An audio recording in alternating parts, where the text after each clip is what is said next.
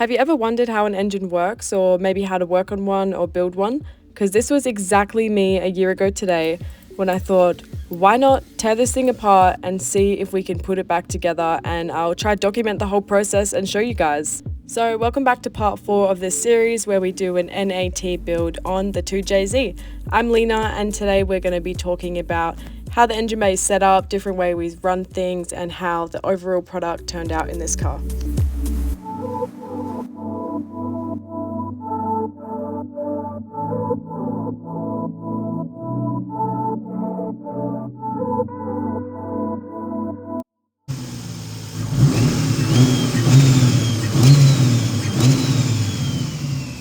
Hey guys, sorry it has been a long time since I've done an update. I've been super busy working on this, but it's now time to do a full rundown on the build. Look at this beautiful spot we're at. We're in Fremantle. But yeah, I thought it'd be a good spot to finish the rest of the YouTube video and show you guys the build. So this engine has been fully rebuilt. Everything has come out of the car. We have rebuilt the entire motor, put new bearings in it, rebuilt every single part in it, and it's taken me a long time, and everything has been machined. New piston rings, new valve springs, new bearings, rebuilt the oil pump. It's been a big mission, but we're here, it's back in the car. So for the fuel setup, we're running just a fuel pressure regulator, we're running a radium fuel rail, 100cc Bosch injectors, and in the back of the engine we're running an upgraded fuel pump. I'll put the stats in this thing, I just forgot which one I used. I've upgraded a lot of the fuel lines to these braided fuel lines and used these nice fittings for the fuel rail. Tucked all the wiring in under, looks nice and neat. Last minute, as I was getting it tuned, we added in this trusty little wideband setup here, because we all know how thirsty 2Js are on fuel, and anything to save that and make it run a bit better. So yeah, it's just sitting here. Not my best work, what can I say? Definitely needs to be like remounted, tucked into the engine bay under where the ECU is, but that is a job for another day. All right, let's talk about this bad boy here. We are running the PSR 770 with the 83 AR. It's pretty nice, I like it. It's the whole point of the build, is to add this turbo onto it. But yeah, makes a nice little noise. People ask me what's the hardest part about this build, and to be honest, what I found the hardest was trying to make all these lines run perfectly. Got all the cooling lines, where do you tap into, what fittings do you use? So this is the best setup we've settled on, which is running all the cooling lines around the back of the engine and tapping in under here. We've got the oil feed for the turbo tapped off the pressure switch on a little T-fitting. It runs over the engine here under the cover and then feeds into the turbo.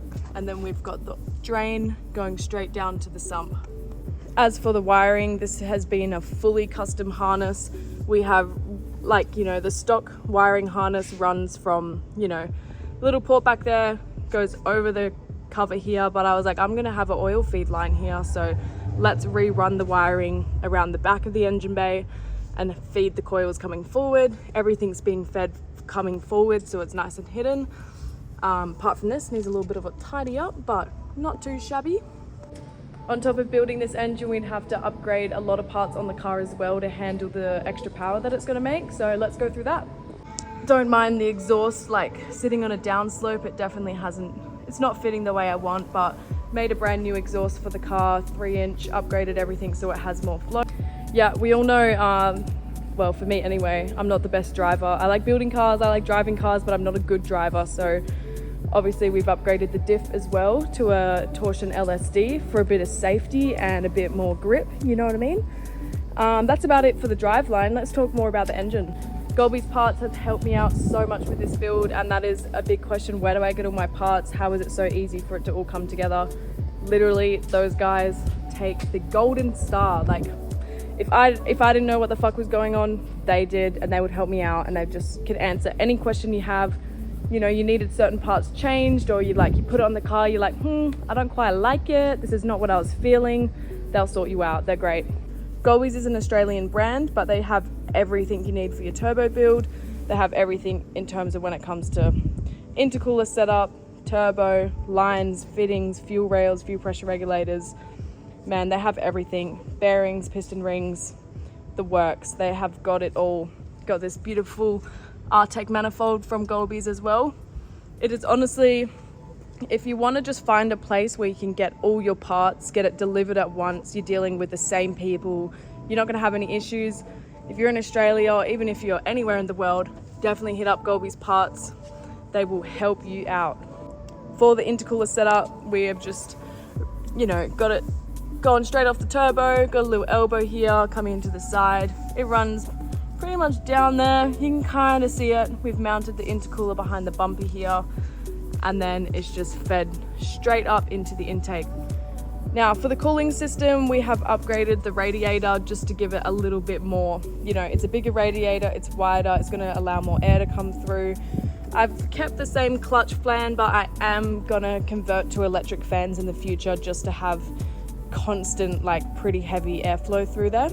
But yeah, it's turning out pretty good so far.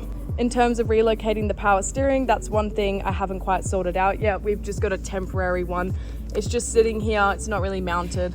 It's just got a little nozzle thing that's just tapped off the power steering pump, and that's just fed to the reservoir for now. I would love to mount it up here somewhere and get a proper oh, what's happening there?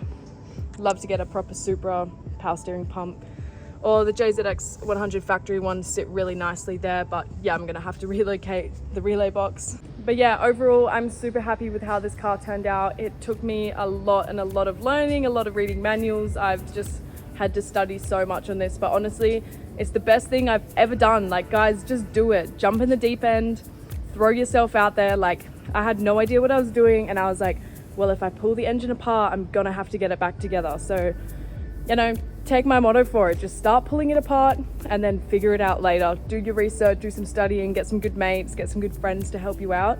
You can do anything you put your mind to. And guys, that sums it up. The sun is going down. I don't really have much lighting left to film this, but yeah, I think we've covered all bases. I'm obviously going to keep posting, so let me know if you have any questions. I'm happy to run through anything on this car, any sort of things I've done. If you have any questions about parts or suppliers, let me know. I'll make a video about it. Yeah, I'm going to keep posting regularly, but thank you guys so much for following along the build, and I'll see you next time.